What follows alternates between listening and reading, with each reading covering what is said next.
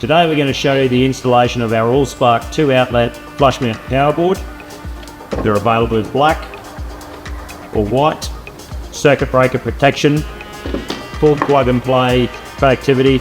Plug your units in, take your 3-pin socket, plug it into your inverter, mount this in a suitable location, away you go. So installation is very simple. Take your mounting panel, one I prepared earlier, 90mm hole saw up to 92mm, drill your hole, carpet, or otherwise if it's going to be in the side wings of your 4-wheel drive or in your cabinets in your caravan, even in the desktop in your workshop or at your office desk, or in the ends of your kitchen cabinets if you want an extension of your power point from somewhere that you currently have power to another location. Black and white.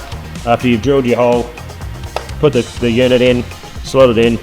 Our 90mm hole saw will be snug fit, slot it through the mounting surface, screw on the backing collar, fit the 3 screws, which are optional, they're not necessary, but it helps to keep that tight.